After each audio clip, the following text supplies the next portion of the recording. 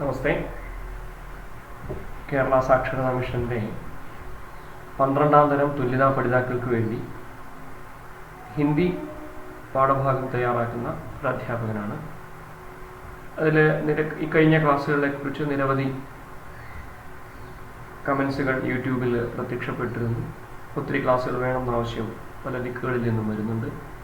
നിങ്ങൾക്കിതെല്ലാം ഉപകരിക്കപ്പെടുന്നു, അല്ലെങ്കിൽ നിങ്ങളുടേതായ രീതിയിൽ തർജ്ജിമ ചെയ്ത് മനസ്സിലാക്കിയെടുക്കാൻ പറ്റുന്നു എന്നുള്ളത് ഓൺലൈൻ ക്ലാസ്സിൻ്റെ റെക്കോർഡ് ക്ലാസ്സിൻ്റെ ഒരു ഗുണമായിട്ട് കുറേ പേര് പറയുന്നു. സന്തോഷം.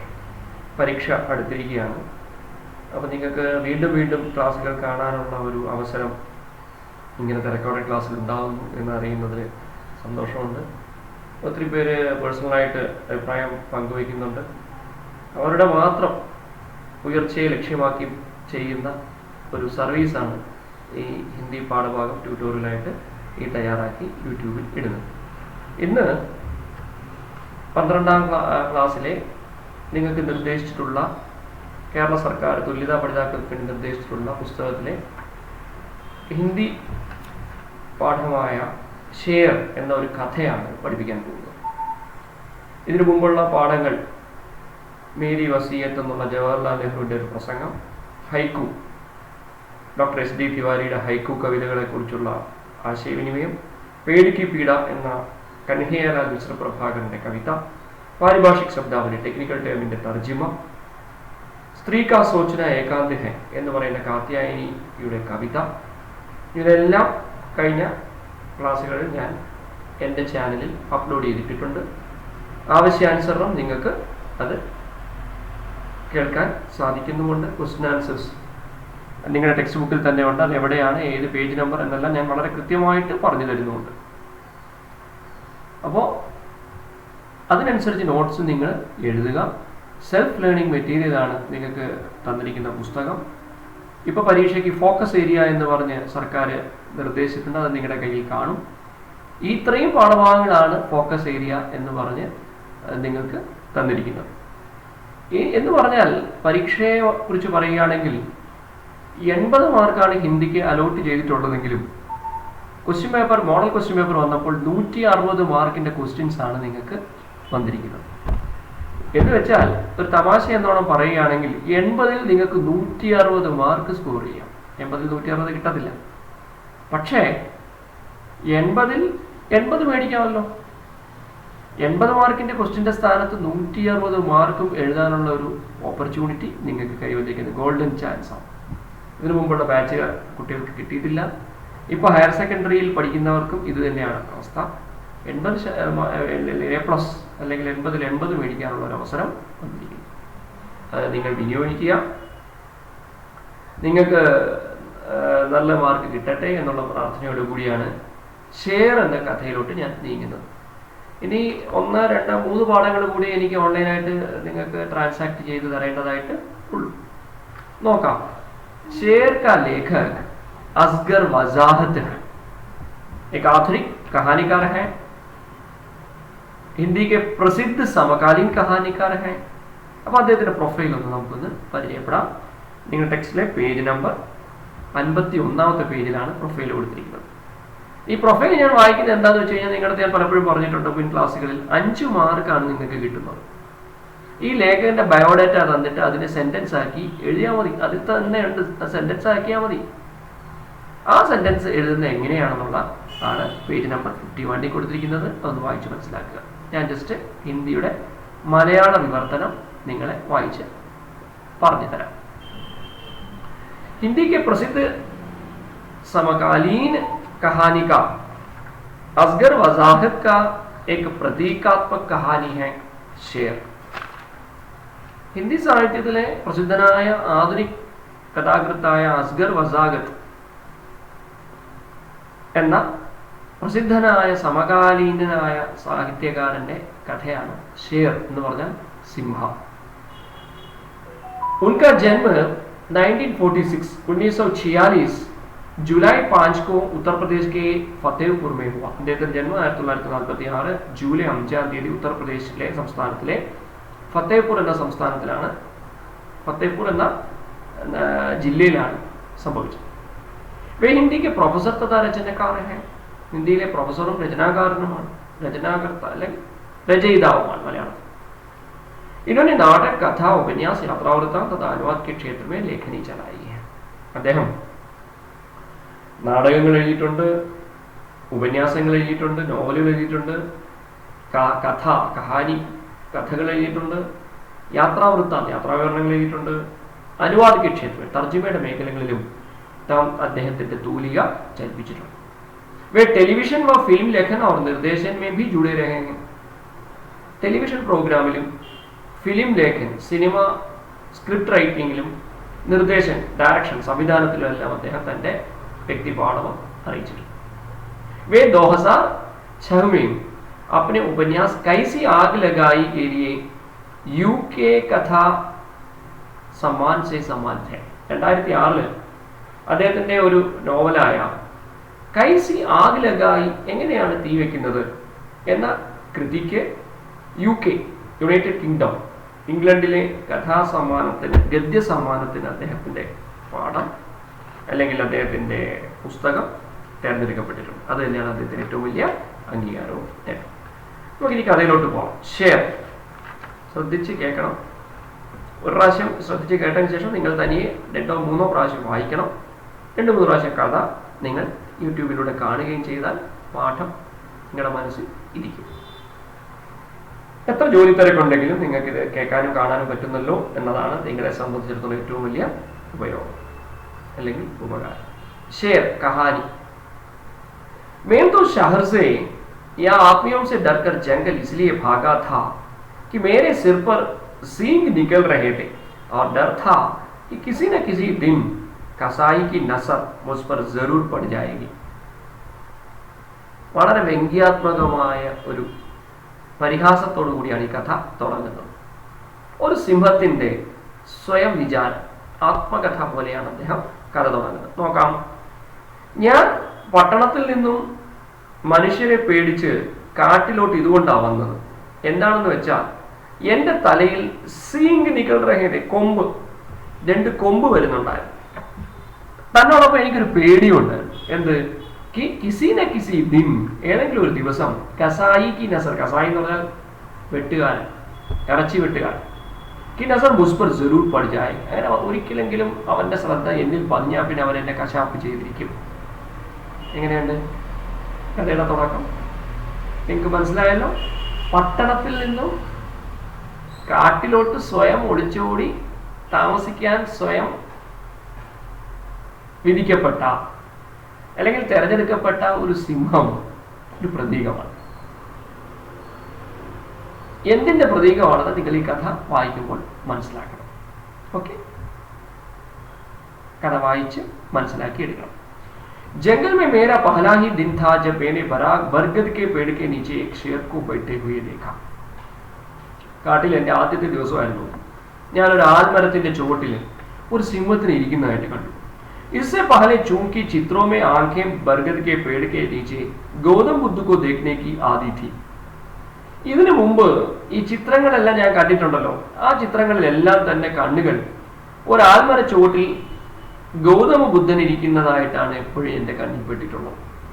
ഇതിലെ പഹലി നസർമേ ഷേർ ഗൗതം ബുദ്ധ നസറായ ആദ്യത്തെ ദൃഷ്ടി തന്നെ ആൽമര ചുവട്ടിലിരിക്കുന്ന സിംഹത്തിനെ കണ്ടപ്പോൾ എനിക്ക് ഓർമ്മ വന്നത് ഗൗതം ബുദ്ധനെയാണ്. ലേക്കിൻ ഷേർ കാ മുഹ് ഖുലാ ഹുവാ ഥാ, പക്ഷെ സിംഹത്തിന്റെ മുഖം തുറന്നിരിക്കുകയാണ്. എന്ന് പറഞ്ഞ് തുറന്നിരിക്കുകയാണ്. ഷേർ കാ ഖുലാ മുഹ് ദേഖ്കർ മേരാ സോ ഹാൽ ഹോനാ ഥാ ഹുവാ, यानी मैं डर के मारे एक झाड़ी के पीछे छिप गया. തുറന്നിരുന്ന സിംഹത്തിനെ കണ്ടപ്പോൾ എന്റെ വികാരം ഷേർക്ക ഖുലാ മുഹ് ദേഖ്കർ, തുറന്ന മുഖം കണ്ടിട്ട് മേരാ ജോ ഹാൽ ഹോനാ ഥാ, എന്റെ അവസ്ഥ എന്തായിരുന്നു എന്ന് വെച്ചാൽ ഹുവ, അത് തന്നെ സംഭവിച്ചു. എന്ത്? यानी मैं डर के मारे एक झाड़ी के पीछे छिप गया. പേടിച്ചു കുറച്ച് ഞാനൊരു കുറ്റിച്ചെടികൾക്കിടയിൽ ഒളിച്ചു. ആരായാലും പേടിച്ചു, സിംഹമല്ലേ. കഥയാണ്, കഥയിൽ ചോദ്യമില്ല. നോക്കാം. मैंने देखा कि झाड़ी की और भी गजब की चीज है. എന്താണ് ഞാന് കണ്ടത്? ഛാടി കി ഓട്ട് ഭി, ഛാടി എന്ന് പറഞ്ഞാൽ ബുഷ്, കുറ്റിച്ചെടികൾ. ഈ കുറ്റിച്ചെടികളുടെ പുറകിൽ ഒളിക്കുക എന്ന് പറയുന്നത് ഗജബ് കി ചീസ് ഹൈ എന്ന് പറഞ്ഞാൽ അനോഖി ബാത് ഹൈ, ഒരു വിചിത്രമായ കാര്യമാണ്. അഗർ झाड़ियां ना हो, शेर का मुंह ही मुंह हो और फिर उससे बच जाना बहुत कठिन हो जाए. ഇനി അവിടെ കുറ്റിച്ചെടികൾ ഇല്ല എന്നിരിക്കട്ടെ, സിംഹത്തിന്റെ മുഹി മുഹുഹോ, വായ തന്നെ വായായിട്ട് ഇരിക്കട്ടെ, എന്ന് പറഞ്ഞാൽ തുറന്നിരിക്കട്ടെ. ഫിർ ഉസ്സെ ബച്ച് ജാന ബഹുത് കഠിൻ ഹോ ജാए. തുറന്നിരിക്കുന്ന സിംഹത്തിന്റെ വായയിൽ നിന്ന് രക്ഷപ്പെടുക എന്ന് പറഞ്ഞാൽ വലിയ ബുദ്ധിമുട്ടുള്ള കാര്യമാണ്. കുछ देर के बाद मैंने देखा कि जंगल के छोटे मोटे जानवर एक लाइन से चले आ रहे हैं. കുറച്ച് കഴിഞ്ഞപ്പോൾ ഞാൻ കണ്ടു. എന്താ കണ്ടത്? കാട്ടിലെ ചെറുതും വലുതുമായ മൃഗങ്ങളെല്ലാം ഒരു ലൈനായിട്ട് ക്യൂ ആയിട്ട് വരികയാണ്. ഷേർ കെ മുഹ് മേ ഘുസ്തേ ചലേ ജാ രഹേ ഹൈ. എല്ലാം ഈ സിംഹത്തിന്റെ മുഖത്തിലോട്ടാണ് വരുന്നത്. ഷേർ ബിനാ ഹിലായെ ഡുലേ ബിനാ ചബായെ ജാൻവർ ഘടക്താ ജാ രഹാ ഹൈ. സിംഹമാണെങ്കിലോ അല്പം പോലും അനങ്ങുകയോ കുലുങ്ങുകയോ ഒന്നും ചെയ്യാതെ ബിനാ ചബായെ, ചബാനെ ചവയ്ക്കാതെ ജാൻവർ ഘടക്താ ജാ രഹാ ഹൈ, തന്റെ ഉള്ളിലോട്ട് വരുന്ന മൃഗങ്ങളെല്ലാം ഘടക്നാമാണ് വിഴുങ്ങുക, എല്ലാം അപ്പോഴാണ് ഇങ്ങനെ വിഴുങ്ങിക്കൊണ്ടിരിക്കുന്നത്. എന്തൊരു വിചിത്രമായ സീനാണ് അല്ലേ? ഈ ദൃശ്യം ഈ ദൃശ്യം കണ്ടപ്പോ തന്നെ ഞാൻ ബേഹോഷ് ഓകെയാണ് എന്ന് പറഞ്ഞാൽ ബോധം കിട്ടും. अगले दिन मैंने एक गधा देखा. അടുത്ത ദിവസം ഞാൻ ഒരു കഴുതയെ കണ്ടു. जो लंगड़ाता हुआ शेर के मुंह की तरफ जा रहा था. लंगड़ाता हुआ माने മുടന്തി ഹാൻഡിക്യാപ്ഡ്. കാല് മുടന്തി നേരെ ചൊവ്വേ നടന്നല്ല, മുടന്തി നടന്ന് ആ സിംഹത്തിന്റെ മുഖത്തിലോട്ട് പോവുകയായിരുന്നു. मुझे उसकी बेवकूफी पर सख्त गुस्सा आया. हाँ, കഴുതയുടെ വിഡ്ഢിത്തരം കണ്ടിട്ട് എനിക്ക് ശരിക്കും ദേഷ്യം വന്നു. और मैं उसे समझाने के लिए झाड़ी से निकलकर उसके सामने आया. അതിനെ മനസ്സിലാക്കുവാനായി ആ കുറ്റിച്ചെടിയിൽ നിന്നും വന്നിട്ട് ഞാൻ അതിന്റെ അടുക്കലെത്തി. मैंने उससे पूछा, എന്നിട്ട് ഞാൻ ചോദിച്ചു, तुम शेर के मुंह में अपनी इच्छा से क्यों जा रहे हो? എടാ എടിയെ കഴുതേ, നീ ആ സിംഹത്തിന്റെ മുഖത്തിലോട്ട് നിന്റെ ഇഷ്ടപ്രകാരം നീ എന്തിനാണ് പോകുന്നത്? उसने कहा, പറഞ്ഞു, वहां हरी घास का एक बहुत बड़ा मैदान है. അതെ, അവിടെ പച്ചപ്പ് നിറഞ്ഞ പുല്ലിന്റെ ഒരു വലിയ വിശാലമായ മൈതാനമാണ്. मैं वहां बहुत सुख से रहूंगा. ഞാൻ അവിടെ വളരെ സുഖമായിട്ട് ഇരുന്നുകൊള്ളാം. और खाने के लिए खूब घास मिलेगी. കഴിക്കാനായിട്ട് നല്ല പച്ചപ്പുല്ലും കിട്ടും. मैंने कहा, എടാ वो शेर का मुंह है. അത് സിംഹത്തിന്റെ മുഖമാണ്. उसने कहा, गधे वो शेर का मुंह जरूर है. അവൻ പറഞ്ഞു. കഴുത തിരിച്ച് എന്നെ വിളിക്കുകയാണ് കഴുതേ. നമ്മൾ ഒരാളെ എപ്പോഴാ കഴുതയെന്ന് വിളിക്കുക? ബുദ്ധിയിൽ പുറകോട്ട് നിൽക്കുന്ന വ്യക്തികളെയാണ് നമ്മൾ കഴുത എന്ന് വിളിക്കുക, അല്ലെ? പേരിട്ട് വിളിക്കുക, കറക്റ്റ് അല്ലേ? അപ്പൊ തിരിച്ചു വിളിക്കുകയാണ് ഗധേ, കഴുതേ. അത് സിംഹത്തിന്റെ മുഖം തന്നെയാണ്. ഹരി ഖാസ് കാ മൈതാൻ. പക്ഷെ അവിടെ പച്ചപ്പ് നിറഞ്ഞ പുല്ലിന്റെ ഒരു വിശാലമായ മൈതാനമുണ്ട്. ഇത്തിനാ കേൾക്കർ ഷേർ കെ മുഹ് കെ അന്തർ ചലാ ഗയ. ഇത്രയും പറഞ്ഞുകൊണ്ട് അവൻ ഷേർ കെ മുഹ് കെ അന്തർ ചലാ ഗയ. ആ സിംഹത്തിന്റെ മുഖത്തിലെ വായിക്കകത്തേക്ക് പോയി. ഫിർ മുझे एक ലോമഡി മിലി. അത് കഴിഞ്ഞിട്ട് ഞാൻ കണ്ടതൊരു ചെന്നായയാണ്. मैंने उससे पूछा, ചെന്നായിന്നോ കുറുക്കനോ? സിയാറാണ് കുറുക്കൻ, ലോമഡി എന്റെ അഭിപ്രായത്തിൽ ചെന്നായി. തും ഷേർ കെ മുഹ് മേ ക്യോं जा रही हो? അടുത്ത മൃഗത്തിനോട് ഞാൻ ചോദിച്ചു, നീ എന്തിനാണ് ഈ സിംഹത്തിന്റെ വായി പോകുന്നത്? ആവപ്പെടുന്നു. उसने कहा, शेर के मुंह के अंदर रोजगार का दफ्तर है. शेर के मुंह के अंदर रोजगार का दफ्तर है. അതെ, സിംഹത്തിന്റെ വായിക്കകത്തെ ഒരു തൊഴിൽ നൽകുന്ന ഓഫീസുണ്ട്. मैं वहीं अर्जी दूंगी. ഞാൻ അവിടെ അർജി കൊടുക്കാൻ പോവുകയാണ്, ആപ്ലിക്കേഷൻ. फिर मुझे नौकरी मिल जाएगी. അപ്പൊ എനിക്കൊരു ജോലി കിട്ടും. അപ്പൊ നിങ്ങൾ മനസ്സിലാക്കേണ്ടത് ഷേർ കാ മുഹ് എന്ന് പറയുന്നത്, സിംഹത്തിന്റെ മുഖം എന്ന് പറയുന്നത് എന്തോ ഒരു പ്രതീകമാണ്. ആ പ്രതീകം എന്താണെന്ന് മനസ്സിലാക്കുക. ഓരോരുത്തർ അങ്ങോട്ട് പോവുക, അല്ലേ? ഓരോരോ ആൾക്കാർ, ഓരോരോ മൃഗങ്ങൾ പോവും. അവിടെ കഴുത പറഞ്ഞു പുല്ല് കിട്ടും, അതുകൊണ്ട് ഞാൻ അങ്ങോട്ട് പോകുന്നു. ചെന്നായി പറയുന്നത് എനിക്ക് അവിടെ പോയാൽ ജോലി കിട്ടും, അതുകൊണ്ട് ഞാൻ അങ്ങോട്ട് പോകുന്നു, ആ മുഖത്തിലോട്ട് പോകുന്നു. അപ്പോൾ ആ മുഖം എന്ന് പറയുന്നത് ഒരു പ്രതീകമാണ്, ഒരു രൂപകമാണ്. നോക്കാം. मैंने पूछा, किसने बने आര് പറഞ്ഞു അവിടെ പോയ ജോലി കിട്ടുമെന്ന്? उसने कहा शेर ने, സിംഹം പറഞ്ഞു. और वो शेर के मुंह के अंदर चली गई. അങ്ങനെ അവനും ആ സിംഹത്തിന്റെ മുഖത്തോട്ട് പോയി. फिर एक उल्लू आता हुआ दिखाई दिया. കുറച്ച് കഴിഞ്ഞപ്പോ ഒരു ഉല്ലു, ഉല്ലു എന്താണ്, ഉല്ലു ഉല്ലുക്ക പട്ട എന്നൊക്കെ പറയുമല്ലോ. ഉല്ലുവിന്റെ കറക്റ്റ് അർത്ഥം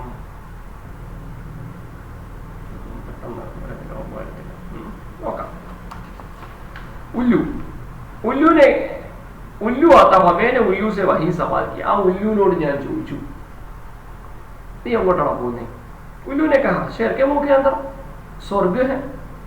ഞാനും സിംഹത്തിന്റെ മുഖത്തിലോട്ടാണ് പോകുന്നത്, അതിനകത്ത് സ്വർഗോ? मैंने कहा नहीं, ये कैसे हो सकता है, അതെങ്ങനെയാവും സ്വർഗം? ഉല്ലു बोला ये सच है और निर्वाण का एकमात्र रास्ता है. മോക്ഷം കിട്ടാനുള്ള ഒറ്റ വഴി ഈ സിംഹത്തിന് മുഖത്ത് പോവാന്നുള്ളത്. और उल्लू भी शेर के मुंह में चला गया. അങ്ങനെ ഉല്ലുവും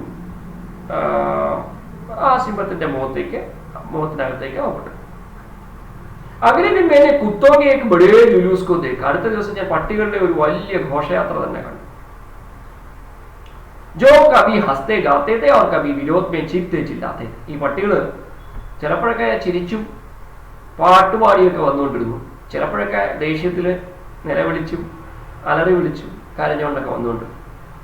ഉൻകി ബഡി ബഡി ലാൽ ജീഭേ നികലി ഹുയി थी. അവരുടെ വലിയ വലിയ ചുമന്ന നാക്കുകൾ ഇങ്ങനെ നീണ്ടു നീർന്നു കിടന്നു.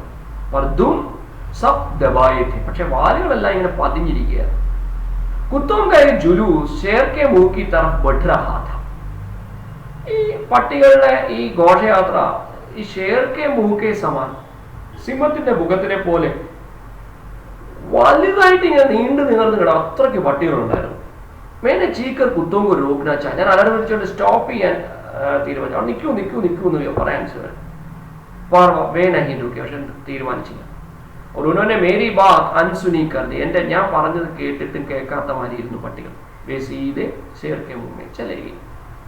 ഈ സിംഹത്തിന്റെ മുഖത്തിൽ എന്തോ ഉണ്ടെന്ന് പറഞ്ഞാണ് ഇവരെല്ലാം കൂടെ വന്ന് ചാടുന്നത്. ഞാൻ പറഞ്ഞതൊന്നും കേട്ടില്ല. അവസാനം അവരും സിംഹത്തിന്റെ മുഖത്തേക്ക് വന്നു. कुछ दिनों के बाद मैंने सुना कि शेर अहिंसा और सह अस्तित्ववाद का बड़ा जबरदस्त समर्थक है. കുറച്ച് ദിവസത്തിന് ശേഷം ഞാൻ കേട്ടു ഈ സിംഹം അഹിംസയുടെയും സഹ അസ്തിത്വവാദം, സഹജീവികളോട് സഹിഷ്ണുത വെച്ച് പുലർത്തുന്ന, അസ്തിത്വത്തിന് വേണ്ടി വാദിക്കുന്ന ഒരു അതിഭയങ്കരമായ സമർത്ഥകനാണ് എന്ന്. സമർത്ഥകൻ എന്ന് പറഞ്ഞാൽ അതിനെ സാധൂകരിക്കുന്ന വ്യക്തിയാണെന്ന് മനസ്സിലായി. इसलिए जंगली जानवरों का शिकार नहीं करता. അതുകൊണ്ടാണ് വന്യമൃഗങ്ങളെ ഒന്നും വേട്ടയാടി വിഴുങ്ങാത്തത്, അവരെ നശിപ്പിക്കാത്തതെന്ന് മനസ്സിലാക്കി. मैं सोचने लगा शायद शेर के पेट में वे सारी चीजें हैं. ഞാൻ ആലോചിക്കാൻ തുടങ്ങി, ഒരു പക്ഷേ ആ സിംഹത്തിന്റെ വയറിൽ ആ സാധനങ്ങളെല്ലാം ഉണ്ട്. जिनके लिए लोग वहां जाते हैं और मैं भी एक दिन शेर के पास गया. സിംഹത്തിന്റെ വയറ്റിലെ എല്ലാ സാധനങ്ങളും ഉണ്ട്, അതുകൊണ്ടാണ് എല്ലാവരും അവിടെ എത്തുന്നത്. और मैं भी एक दिन शेर के पास गया. ഞാനും അവസാനം ഒരു ദിവസം ഷേറിന്റെ അടുത്തെത്തി, സിംഹത്തിന്റെ അടുത്ത്. शेर आंखें बंद किए पड़ा था. ആ സിംഹം കണ്ണുകൾ അടച്ചാണ് കിടക്കുകയാണ്. और उसका स्टाफ ऑफिस का काम निपटा रहा था. ഈ സിംഹത്തിന്റെ സ്റ്റാഫ് ഓഫീസിലെ കാര്യങ്ങളെല്ലാം ജോലിയൊക്കെ നിർവഹിച്ചു വരികയാണ്. मैंने वहां पूछा, ഞാൻ ചോദിച്ചു, क्या सच है कि शेर साहब के पेट के अंदर रोजगार का दफ्तर है? ഞാൻ ആ പേഴ്സണൽ അസിസ്റ്റന്റിനോട് ചോദിച്ചു, ഞാൻ കേട്ടത് സത്യമാണോ ചേട്ടാ, ഈ സിംഹത്തിന്റെ വയറ്റിനകത്തെ ജോലി കൊടുക്കുന്ന പോലെ സ്ഥാപനമുണ്ടോ? സത്യമാണ്. मैंने पूछा कैसे, അതെങ്ങനെ? बताया गया सब ऐसा ही मानते हैं. എല്ലാവരും അങ്ങനെയാണ് കണക്കാക്കുന്നത്. मैंने पूछा क्यों, क्या प्रमाण है, എന്തുകൊണ്ട്, അതിനെന്താ തെളിവ്? बताया गया प्रमाण से अधिक महत्वपूर्ण है विश्वास. ഈ പ്രമാണത്തിൽ തെളിവിനെക്കാട്ടിലും വലുതല്ലയോ വിശ്വാസം? വിശ്വാസമല്ലേ എല്ലാം? പരസ്യവാചകമാണ് അല്ലെ? നമ്മളെല്ലാം വിശ്വസിച്ചാണല്ലോ മുന്നോട്ട് നീങ്ങുന്ന പല കാര്യങ്ങൾ അല്ലെ? मैंने कहा और ये बाहर जो रोजगार का दफ्तर है, अभी പുറത്ത് ഈ തൊഴിൽ നൽകുന്ന ഓഫീസോ? बताया गया मिथ्या है, अതൊക്കെ വെറും മിഥ്യയാണ്. मैंने कहा तुम लोग मुझे उल्लू नहीं बना सकते. അവിടെയാണ് ബേക്കൂഫ്, ഉല്ലു കാ പട്ട എന്ന് ഞാൻ പറഞ്ഞില്ലേ, മൃഗം. अरे अरे अरे तुम लोग मुझे उल्लू नहीं बना सकते, എന്നെ വിഡ്ഢിയാക്കാൻ കഴിയത്തില്ല. और शेर का मुंह है, സിംഹത്തിന്റെ മുഖം തന്നെയാണ്. शेर के मुंह और रोजगार का दफ्तर के अंदर मुझे मालूम है. സിംഹത്തിന്റെ വായയും ജോലി നൽകുന്ന ഓഫീസും തൊഴിൽ മന്ത്രാലയം അല്ലെങ്കിൽ മന്ത്രാലയം അല്ല, ദഫ്തർ ഓഫീസാണ്, തൊഴിൽശാല. ഇതിന്റെ വ്യത്യാസം എനിക്ക് നന്നായിട്ട് അറിയാം. मैं इसमें नहीं जाऊंगा, ഞാൻ ഒരിക്കലും അകത്തോട്ടേക്ക് പോകില്ല. मैंने कहते ही गौतम बुद्ध की मुद्रा में बैठा शेर दहाड़ कर खड़ा हो गया. ഞാൻ ഇത്രയും പറഞ്ഞു കഴിഞ്ഞപ്പോ ഗൗതമ ബുദ്ധന്റെ മുദ്രയിൽ ഇരുന്നു കൊണ്ട് സിംഹം ഗർജിച്ചുകൊണ്ട് ദഹാട് അലറി വിളിച്ചുകൊണ്ട് എണീറ്റു നിന്നു. എന്നോട് ചാടി വീണു. പണം തീരുകയാണ്. എന്തെല്ലാം കാര്യങ്ങൾ ആലോചിക്കാനുണ്ട് അല്ലേ? എന്താണ് സിംഹത്തിന്റെ വായ? സിംഹം എന്തിന്റെ പ്രതീകം? ഗൗതമ ബുദ്ധൻ എന്തിന്റെ പ്രതീകം?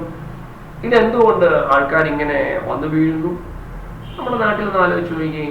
നാട്ടിൻപുറങ്ങളിൽ നിന്നും നഗരങ്ങളിലേക്ക് പാർക്കുന്ന ആൾക്കാർ, നഗരങ്ങളിൽ എന്തെല്ലാമോ ഉണ്ട്, നഗരങ്ങളിലെ സൗകര്യങ്ങൾ മോഹിച്ച് ചാടിയുന്ന ആൾക്കാർ എത്രയോ പേരില്ലേ? ആ രീതിക്കും ചിന്തിക്കാം. ഇത് എൻ്റെ ഒരു ചിന്തയാണ്. ഇതുപോലെ നിങ്ങൾക്ക് പലതും സിംഹത്തിനെ ചിന്തിക്കാം. മനസ്സിലായോ? എൻ്റെ ഒരു ചിന്ത, ഗ്രാമജീവിതത്തിനെക്കാട്ടിലും സൗകര്യങ്ങളും സുഖസമൃദ്ധികളും എല്ലാം അനുഭവിക്കാൻ പറ്റുന്ന സ്ഥലം നഗരമാണെന്നുള്ളൊരു തോന്നൽ ഇപ്പം നാട്ടിലെങ്ങും പാട്ടാം. പക്ഷേ നാട്ടിൻപുറങ്ങളിലെ നന്മ കാണാൻ കഴിയത്തില്ല, അനുഭവിക്കാനേ പറ്റുകയുള്ളൂ. നഗരങ്ങളിൽ നന്മ എന്ന് പറയുന്നത് കാണാൻ കഴിയും, പക്ഷേ അത് യഥാർത്ഥ നന്മയാണോ തിന്മയാണോ അത് അനുഭവിക്കുമ്പോൾ മനസ്സിലാകത്തും. ഇതാണ് ഒരു അർത്ഥം. നോക്കാം നമുക്ക് എന്താണ് ഇതിന്റെ സാരാംശം. പേജ് നമ്പർ 51 കൊടുത്തിട്ടുണ്ട്. കഹാനി മേ ഷേർ കാ മുഹ് കിസ്കാ പ്രതീക ഹൈ? അതാണ് മെയിൻ ചോദ്യം. ഈ കഥയില് സിംഹത്തിന്റെ മുഖം എന്ന് പറയുന്നത് എന്തിന്റെ പ്രതീകമാണ്? ഞാൻ പറയാം. ഷേർ കാ മുഹ് സമാജ് മേ വ്യാപ്ത ഭ്രഷ്ടാചാർ കാ പ്രതീക ഹൈ. സമൂഹത്തിൽ വ്യാപ്തമായിട്ടുള്ള അഴിമതിയുടെ പ്രതീകമാണ് സിംഹത്തിന്റെ മുഖം. ആധുനിക് സമാജ് സുഖക്കെ പീछे ദൗഡ്താ. ഇന്നത്തെ സമൂഹം സുഖം തേടിയുള്ള അന്വേഷണത്തിലാണ്. ഗധ, ലോമടി, ഉല്ലു और കുത്തെ സമാജ് की धोखेबाजी के शिकार है. ഈ കഥയിൽ പറഞ്ഞിട്ടുള്ള ഗധ കഴുത, ചെന്നായ, ഉല്ലു എന്ന് പറഞ്ഞാൽ ഈ വിഡ്ഢികള മൃഗമാണ്. ഉല്ലു കറക്റ്റ് അർത്ഥമുണ്ട് ഡിക്ഷണറി കേട്ടോ. അവർ കുത്തെ പട്ടികൾ, ഇവയെല്ലാം സമൂഹത്തിൽ ചതിക്കപ്പെട്ടിട്ടുള്ള വർഗങ്ങളാണ്. നമ്മളെ മാതിരിയുള്ള പാവപ്പെട്ട വർഗമാണ്. ഇതാണ്. മനസ്സിലായോ? വളരെ സിമ്പിളായിട്ട് പറഞ്ഞാൽ നഗരത്തിലെ ജീവിതം അഴിമതി നിറഞ്ഞതും ഗ്രാമത്തിലെ ജീവിതം നന്മകൾ നിറഞ്ഞതുമാണ് അല്ലെ? നഗരത്തിലെ ജീവിതം നെട്ടോട്ടം ഓടുകയാണ് ആൾക്കാർ. ഒരു സെന്റ് സ്ഥലമില്ല കാലുകുത്താൻ. ഇപ്പൊ നോക്കി, കോവിഡ് സാഹചര്യത്തിൽ പോലും ഗ്രാമത്തിലെ ജീവിതത്തിലെ ആൾക്കാർക്കാണ് കുറച്ചുകൂടി സൗകര്യങ്ങളുള്ളത്, അല്ലെങ്കിൽ സന്തോഷത്തോടെ ജീവിക്കാൻ പറ്റുന്നത് ഗ്രാമജീവിതത്തിലെ ആൾക്കാരാണ്. ഹോസ്പിറ്റൽ ഫെസിലിറ്റി, ഓക്സിജൻ ഫെസിലിറ്റി എന്നൊക്കെ പറഞ്ഞ നഗരത്തിലെ കാര്യങ്ങളൊക്കെ പറയുന്നുണ്ടെങ്കിലും 4 ചുവരുകൾക്കുള്ളിൽ ഒതുങ്ങിക്കൂടുകയാണ് അവരുടെ ജീവിതം. മടുത്തു കഴിഞ്ഞു മനസ്സ്. അതേസമയം ഗ്രാമജീവിതത്തിൽ നമ്മൾ നിരന്തരം കാണുന്ന ആൾക്കാർ അല്ലെങ്കിൽ ശുദ്ധവായു ശ്വസിക്കാൻ പറ്റുന്നു. പരസ്പര സന്തോഷത്തോടെ ഇല്ലായ്മകൾ ഉള്ളായ്മകളായി മാറ്റിയെടുക്കുന്നു അല്ലെ? അപ്പൊ പൈസയല്ല എല്ലാത്തിൻ്റെയും ഒരു ആധികാരികമായ തത്വം. ഇന്നെല്ലാവരുടെ കയ്യിലും പണമുണ്ട്. പണമുണ്ടെങ്കിലും എന്താ എല്ലാവരും ഒരേ ഇടത്ത് തന്നെയല്ലേ പോകുന്നത്? ഈ കോവിഡിനെ തടുക്കാൻ പറ്റുന്നുണ്ടോ? ആ രീതിക്കൊക്കെ ഒന്ന് ചിന്തിക്കുക. ഒത്തിരി നമുക്ക് ഇതിനെക്കുറിച്ച് ചിന്തിച്ചാൽ കിട്ടും. ഇത് എന്താണ് സിംഹത്തിന്റെ മുഖം? എന്തിന്റെ പ്രതീകമാണ്? ഒന്ന് ഇവിടെ പറഞ്ഞത് അഴിമതിയുടെ പ്രതീകമാണ്. അപ്പൊ അഴിമതി ഉള്ളത് കൊണ്ടാണ് എല്ലാവരും അങ്ങോട്ടേക്ക് നമ്മൾ വിചാരിക്കും ബൈ 1 get 1 ഫ്രീ എന്ന് പറഞ്ഞെങ്കിൽ ചാടി വീഴുക അല്ലെ? ബിസിനസ് തന്ത്രങ്ങൾ. കച്ചവടം നടത്തുന്നവരെ നമ്മളെ സൂചിപ്പിക്കാനാണോ കച്ചവടം നടത്തുന്നത്? പണ്ടൊക്കെ നമ്മൾ കടയിൽ പോയി അളന്ന് തൂക്കി ലിസ്റ്റും കൊണ്ടുപോയി സാധനം മേടിച്ചുകൊണ്ട് വരുമായിരുന്നു. പറ്റുബുക്കിൽ പറ്റു എഴുതി കൊണ്ടുവരുമായിരുന്നു. ഇന്നോ ഒറ്റ കടക്കാരൻ കടം കൊടുക്കുന്നില്ല. 2, ഇന്ന് ഡിസ്പ്ലേ ആണ്. അപ്പൊ നമ്മളൊരു വണ്ടിയും കൊണ്ടുപോകുന്നു, ഒരു ബാസ്ക്കറ്റും കൊണ്ടുപോകുന്നു, കാണുന്ന സാധനങ്ങളെല്ലാം വേണോ വേണ്ടയോ എന്ന് പോലും ചിന്തിക്കാതെ എടുത്തിടുകയാണ് അല്ലെ? അപ്പൊ സ്വാഭാവികമായിട്ടും നമ്മുടെ പൈസ, കീശയിലെ പൈസ കുറഞ്ഞുകൊണ്ടിരിക്കുകയാണ്. ഇന്നാരും ചിന്തിക്കുന്നില്ല. കാർഡുകളാണ്, സ്വൈപ്പിംഗ് ആണ്, അല്ലെങ്കിൽ ഗൂഗിൾ പേ ആണ്. അപ്പൊ പൈസ ഇങ്ങനെ കുറഞ്ഞുകൊണ്ടിരിക്കുകയാണ്, ഓട്ടോമാറ്റിക്കലി കുറയുന്നു. 10 രൂപയുടെ കാര്യമല്ല, പോട്ടെ, 100 പോട്ടെ. പണ്ട് 1 രൂപയ്ക്കും 2 രൂപയ്ക്കും വരെ. ഇന്നാണ് കുട്ടികളിലും ഇത് വളർന്നു വരികയാണ്. ഈ ഒരു എന്താ പറയുക, സമൂഹത്തിലെ ഒരു മൂല്യച്യുതിയാണ്, വാല്യൂ ആണ് മനസ്സിലാക്കുന്നില്ല പൈസയുടെ. പണ്ട് 1 രൂപ നമുക്കൊരു 10 പൈസയ്ക്ക് ഓറഞ്ച് മിഠായി കിട്ടാൻ നമ്മൾ എത്ര കഷ്ടപ്പെട്ടിട്ടുണ്ടാവും ഒന്ന് ആലോചിച്ച് പോകും. ശരി, ഒത്തിരി പറയാൻ പറ്റുന്നില്ല, ഞാൻ ജസ്റ്റ് പഠിപ്പിച്ചു പോവുകയാണ്. हिंदी के प्रसिद्ध समकालीन कहानीकार असगर वजाहत का प्रतीकात्मक कहानी है. ഒരു പ്രതീകാത്മകമായ ഒരു കഥയാണ് ഈ പറഞ്ഞ സാധനം. ഷെയർ ഷെയർ സമാജ് में व्याप्त भ्रष्ट सामाजिक व्यवस्था का प्रतीक. സമൂഹത്തിൽ ഇന്ന് വ്യാപൃതമായിരിക്കുന്ന ഭ്രഷ്ട, അഴിമതിയുടെ സാമൂഹ്യ വ്യവസ്ഥയുടെ പ്രതീകമാണ്. മേം പാത്ര ഷഹർ സെ ആത്മീയം സെ ഡർക്കർ ജംഗൽ ഭാഗൻ. മേം എന്ന് പറയുന്ന, ഞാൻ എന്ന് പറയുന്ന കഥാപാത്രം നഗരത്തിൽ നിന്നും മനുഷ്യരെ പേടിച്ചാണ് കാട്ടിലോട്ട് പോയിരിക്കുന്നത്. उन्होंने देखा कि गधा, लोमड़ी, उल्लू, कुत्ते आदि जानवर सुखमय जीवन की प्रतीक्षा में शेर के मुंह के अंदर जा रहे हैं. ഈ ഞാൻ എന്ന് പറയുന്ന കഥാപാത്രം കാണുന്നത് എന്താ? ഗധയും കഴുകയും ചെന്നായും കുറുക്കനും പട്ടിയും ഇങ്ങനത്തെ മൃഗങ്ങളെല്ലാം സുഖമായ ജീവിതം പ്രതീക്ഷിച്ചാണ് സിംഹത്തിന്റെ മുഖത്തേക്ക് വീഴുന്നത്. ഞാൻ എന്ന് പറയുന്ന കഥാപാത്രം മേം പാത്ര സച്ചായിക്കോ പഹചാൻകർ ജാൻവരോ കി മൂർഖത കാ വിരോധ കർത്താ. ഞാൻ എന്ന് പറയുന്ന കഥാപാത്രം സത്യത്തിനെ മനസ്സിലാക്കിക്കൊണ്ട് ജാൻവരോ കി മൂർഖത, മൃഗങ്ങളുടെ മൂർഖത, വിഡ്ഢിത്തരങ്ങളെ വിരോധിക്കർത്ത, തടസ്സം ചെയ്യും. തബ് ഷേർ ദഹാഡ്കർ മേം പാത്ര കി തറഫ് ഛപടത. അപ്പോഴാണ് സിംഹം എന്ന് പറയുന്ന കഥാപാത്രം എന്നെ ആണ് എന്ത് ചെയ്യുന്നത്? തടയിടുന്നത്. ഞാൻ അവരെ തടയിടാൻ ശ്രമിക്കുമ്പോൾ സിംഹം എന്ന് പറയുന്ന കഥാപാത്രം എന്നെ തടയിടുന്നു. ഇവിടെ ശരിയേത് തെറ്റേതെന്ന് സമർത്ഥിക്കുന്നു. जो समाज में व्याप्त भ्रष्टता का विरोध करता है, इसे भ्रष्ट समाज ही अपने में समेट लेता है. സമൂഹത്തിൽ വ്യാപ്തമായ ഭ്രഷ്ടതയെ വിരോധ് കർത്താ ഹൈ, എന്ത് ചെയ്യുന്നു? അതിനെ തടയിടുന്നു. और भ्रष्ट समाज ही अपने में समेट लेता है. ഭ്രഷ്ട സമൂഹം തന്നെ, അഴിമതിയിൽ കുളിച്ചു കിടക്കുന്ന സമൂഹം തന്നെ അതിനെ തന്നിലേക്ക് ആവാഹിക്കും. മനസ്സിലായല്ലോ? ഇനി ഓരോ ക്വസ്റ്റിന് ആൻസർ നോക്കാം. ക്വസ്റ്റിനും ഉത്തരവും ഇതിനകത്ത് തന്നെയുണ്ട്. നിങ്ങൾ നോട്ട്ബുക്കിൽ ഇന്ന് തന്നെ ക്ലാസ് കണ്ട ഉടനെ തന്നെ പകർത്തണം. ക്വസ്റ്റ്യൻ നമ്പർ 50ാമത്തെ പേജിലെ ക്വസ്റ്റ്യൻ എന്ന് പറയുന്നത് ഒന്നാമത്തെ അനുവർത്തി കാര്യ കഹാനി के आधार पर निम्नलिखित प्रश्नों के उत्तर लिखिए. കഥയെ അനുസരിച്ച് എഴുതുക. മേം പാത്ര ക്യോം ജംഗൽ ഭാഗാ ഥാ. മേം എന്ന കഥാപാത്രം എന്തിനാണ് കാട്ടിലോട്ട് പോയത്? ഉത്തരം പേജ് നമ്പർ 52ലുണ്ട്. മേം പാത്ര ശഹർ സെ ആത്മീയം സെ ഡർക്കർ ജംഗൽ ഭാഗാ ഥാ. മേം എന്ന് പറഞ്ഞ ഞാൻ എന്ന കഥാപാത്രം പട്ടണത്തിൽ നിന്നും അല്ലെങ്കിൽ മനുഷ്യരെ പേടിച്ചിട്ടാണ് കാട്ടിലോട്ട് പോയത്. രണ്ടാമത്തെ ക്വസ്റ്റ്യൻ മേം പാത്ര ചാടിക്കെ പീച്ചയ്ക്കും ചിപ്പിയ. ഞാൻ എന്ന കഥാപാത്രം എന്തിനാണ് കുറ്റിച്ചെടികൾക്ക് പുറകിൽ ഒളിച്ചത്? ഷേർ കാ ഖുലാ മുഹ് ദേക്കർ ചാടിക്കെ പീച്ചെ ചിപ്പ. സിംഹത്തിന്റെ തുറന്ന മുഖം കണ്ടിട്ടാണ് കുറ്റിച്ചെടികൾക്ക് പുറകിൽ ഒളിച്ചത് ഞാൻ എന്ന കഥാപാത്രം. 3 ചാടി മേ ചിപ്കർ മേനെ ക്യാ ദേഖാ. ഈ കുറ്റിച്ചെടികൾക്കിടയിൽ നിന്നുകൊണ്ട് ഞാൻ എന്താ കണ്ടത്?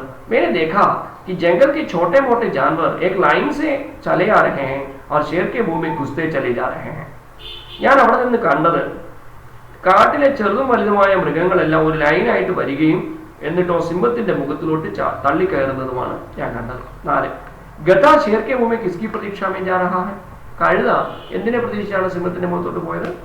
ഗദ ഷേർ കെ മുഹ് മേ സുഖ് और खाने के लिए खूब घास की प्रतीक्षा में जा रहा. കഴുത സിംഹത്തിന്റെ മുഖത്തിൽ സുഖവും പ്രതീക്ഷിച്ചും കഴിക്കാൻ വേണ്ടിയുള്ള നല്ല പച്ച പുല്ലിനെ പ്രതീക്ഷിച്ചാണ് പോയത്. 5 Sher K മുഹ് K അന്ദർ Jane K ലിയെ ലോമടി ने क्या तर्क उठाया.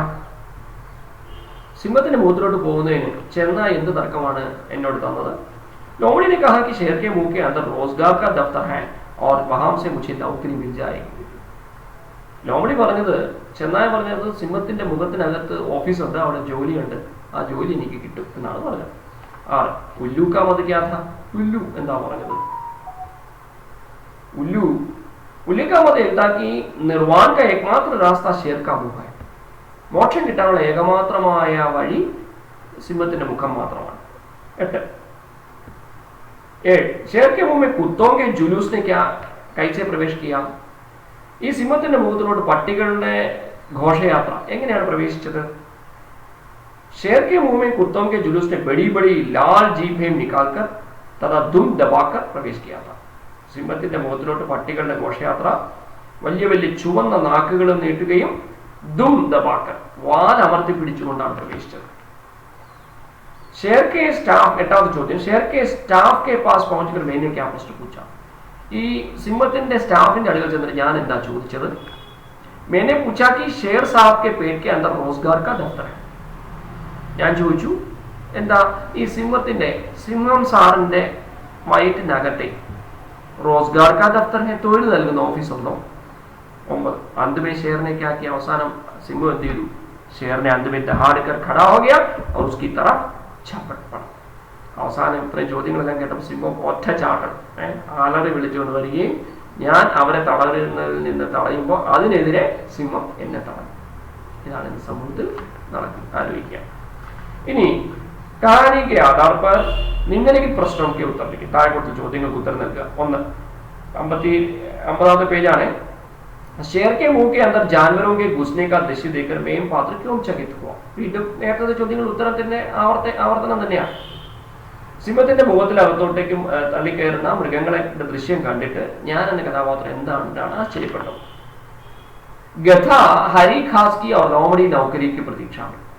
കഴുത പച്ചപ്പുല്ല് പ്രതീക്ഷിച്ചും ചെന്നായ ജോലി പ്രതീക്ഷിച്ചും ഉല്ലു നിർവാൺ കാ രാസ്ത, മോക്ഷത്തിന്റെ വഴി ഉല്ലുവാണ് പ്രതീക്ഷിക്കുന്നത്.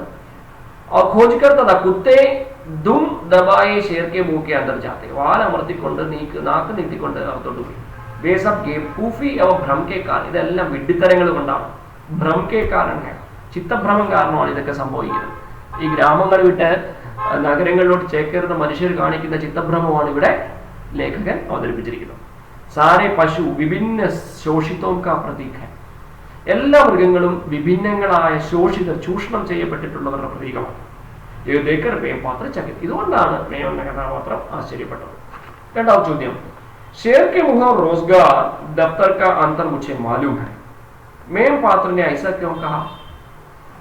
സിംഹത്തിന്റെ മുഖവും തൊഴിൽ നൽകുന്ന ഓഫീസും തമ്മിൽ വ്യത്യാസം എനിക്ക് മനസ്സിലായി. എന്തുകൊണ്ടാണ് ഈ മേം ഞാൻ എന്ന കഥാപാത്രം ഇങ്ങനെ പറയാൻ കാരണം? ഷേർ ആധുനിക് ഭ്രഷ്ടാചാർ കാ പ്രതീക, സിംഹം എന്ന് പറയുന്നത് ഇന്നത്തെ സമൂഹത്തിലെ ആധുനിക് ഭ്രഷ്ടാചാർ, ആധുനിക അഴിമതിയുടെ പ്രതീകമാണ്. ജോ അപ്പനെ അസ്തിത്വ पर खड़ा रहता है, തന്റെ സ്വന്തം അസ്തിത്വത്തിലാണ് നിൽക്കുന്നത്. ഉൻകോ ഹി ശോഷക് और उसे धोखेपन का स्पष्ट पता चलता है, അവർക്ക് തന്നെയാണ് അവരുടെ उसके ശോഷക്, ശോഷിക്കപ്പെട്ടിട്ടുള്ള ചൂഷണം ചെയ്യപ്പെട്ടിട്ടുള്ളവരുടെയും और उसके धोखेपन, അവരുടെ ചതിയും ചൂഷണം ചെയ്യപ്പെടുന്നവരും അവരുടെ ചതികളെ പറ്റിയുള്ള സ്പഷ്ടമായ വിവരം ലഭിക്കുന്നത്. ഇത്രയേ ഉള്ളൂ. ഈ പാഠം മനസ്സിലായെന്ന് വിശ്വസിക്കുന്നു. ഈ കഥയുടെ ആശയം മനസ്സിലായി എന്ന് വിശ്വസിക്കുന്നു. എല്ലാ ചോദ്യങ്ങൾക്കും ഉത്തരം നൽകാൻ കഴിഞ്ഞു എന്ന് വിശ്വസിക്കുന്നു. അതുപോലെ ഈ കഥയുടെ ആശയങ്ങൾ എന്തിലോട്ട് മാറ്റാൻ, ഓരോ ചോദ്യങ്ങളായിട്ട് മാറും. വാർത്താലാപ് തയ്യാർ കരയും अले कहानी के आधार पर शेर और मेम पात्र के बीच का वार्तालाप, संभावित वार्तालाप तैयार करें. ഞാനും അപ്പോൾ അതൊരു വിധാന്തരം കർണേക്കില്ലേ രൂപമാറ്റം ചെയ്യാൻ നിങ്ങൾക്ക് കഴിഞ്ഞു എന്ന് വിശ്വസിക്കുന്നു. ഒരു ചോദ്യമാണ്, അതാണ് പരീക്ഷയ്ക്ക് വരെ 8 മാർക്കിന്റെ ചോദ്യം. शेर और मेम पात्र के बीच का संभावित वार्तालाप तैयार करें. शेर की कपटता की पहचान, शेर की छल और मेम का विरोध, दूषित समाज पर भेद, ഇവർ തമ്മിലുള്ള സംഭാഷണം തയ്യാറാക്കാൻ ശ്രമിക്കുക. 1. രണ്ടാമത്തെ ചോദ്യം, പേജ് നമ്പർ 52.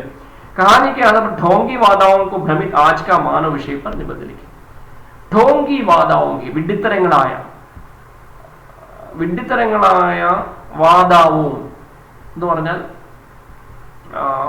നമ്മൾ നൽകുന്ന എന്താ പറയാ വാദം, മേ ഉസ്കെ ലിയെ വാദാ കിയാ था, വിശ്വാസങ്ങളും പക്ഷെ ഭ്രമിത്, വിഡ്ഢിത്തരങ്ങളായ വിശ്വാസങ്ങളും അല്ലെങ്കിൽ വാഗ്ദാനങ്ങളിൽ ഭ്രമിക്കുന്ന ആജ് കാ മാൻ, ഇന്നത്തെ മനുഷ്യൻ. അതാണ് ബൈ 1 get 1 ഫ്രീ എന്നുള്ള സംസ്കാരം. 2 എടുത്താൽ 2 ഫ്രീ, 3 എടുത്താൽ 2 ഫ്രീ. ആ ഫ്രീ സംസ്കാരത്തിൽ ഇന്ന് മനുഷ്യൻ വീഴുകയാണ്. നമുക്ക് ഫ്രീ വേണോ വേണ്ടയോ എന്നുള്ള ചിന്തിക്കുന്നത്, ചുമ്മാ തരുന്നല്ലേ, ഓസിന് കിട്ടിയാൽ ആസിഡ് കുടിക്കുന്നുള്ള അവസ്ഥ. അപ്പൊ അത് പാടില്ല. നമുക്ക് വേണോ വേണ്ടയോ എന്നുള്ള ചിന്തിക്കാൻ മനുഷ്യൻ ചിന്തിക്കുന്നില്ല. ആ മനുഷ്യന്റെ ചിന്തൻ ശക്തി നഷ്ടപ്പെട്ടിരിക്കുന്നു. എന്ത് ഫ്രീ കിട്ടും? ആ ഫ്രീ കിട്ടുന്ന ലോകത്തിനെ കുറിച്ച് ചിന്തിക്കും. ഫ്രീ മേടിക്കാൻ വേണ്ടി സാധനം മേടിക്കുന്നു. അതാണ് ജംഗൽ ഭ്രഷ്ട് സമാജ് കാ പ്രതീക. കാടെന്ന് പറയുന്നത് അഴിമതിയുടെ നടന്ന സമൂഹത്തിന്റെ പ്രതീകമാണ്. ഷേർ ശോഷക പ്രതീക. സിംഹം എന്ന് പറയുന്നത് ചൂഷണം ചെയ്യപ്പെട്ടിട്ടുള്ളവന്റെ പ്രതീകമാണ്. നിരീഹ ജാൻവർ ശോഷിതോങ്ക പ്രതീകം. കഴിവില്ലാത്ത മൃഗങ്ങൾ, ശക്തിയില്ലാത്ത മൃഗങ്ങൾ ചൂഷണം ചെയ്യപ്പെട്ടിട്ടുള്ള മനുഷ്യരുടെ അല്ലെങ്കിൽ സമൂഹത്തിന്റെ പാവങ്ങളുടെ പ്രതീകമാണ്. മേം അന്യായിക വിരോധ് കർണേവാല. മേം എന്ന് പറയുന്നത് അന്യായിക വിരോധ് കർണേവാല, അന്യായത്തിന് എതിരെ നിൽക്കുന്ന ഒരു കഥാപാത്രമായിട്ടാണ് ഇതിനകത്ത് അവതരിപ്പിച്ചിരിക്കുന്നത്. ഇത്രയും നിങ്ങൾക്ക് മനസ്സിലായി കാണുമെന്ന് വിശ്വസിക്കുന്നു. ഇനി നിങ്ങൾ പ്രയത്നിക്കേണ്ടത് നിങ്ങളാണ്. ക്ലാസ് 2-3 പ്രാവശ്യം ഒന്നുകൂടെ കേട്ട് കഴിഞ്ഞാൽ നിങ്ങൾക്ക് മനസ്സിലാക്കാവുന്നതേ ഉള്ളൂ. ഒരിക്കൽ കൂടി ക്ലാസ് കാണുക, എന്നിട്ട് പാഠം 2-3 പ്രാവശ്യം വായിക്കാൻ ശ്രമിക്കുക. പരീക്ഷ ഇങ്ങ് അടുത്തു കഴിഞ്ഞു. നിങ്ങൾക്ക് തീർച്ചയായും ഈ നോട്ട്സ് എഴുതാൻ പറ്റും. ഓക്കെ, വിശ്വസിച്ചോട്ടെ മനസ്സിലായി കാണുമെന്ന്. താങ്ക് യു, ധന്യവാദ്. ക്ലാസ് സബ്സ്ക്രൈബ് ചെയ്യുമെന്ന് വിശ്വസിക്കുന്നു. നിങ്ങളുടെ കൂട്ടുകാർക്കും നിങ്ങൾ ഷെയർ ചെയ്യുമെന്ന് വിശ്വസിക്കുന്നു. ധന്യവാദ്.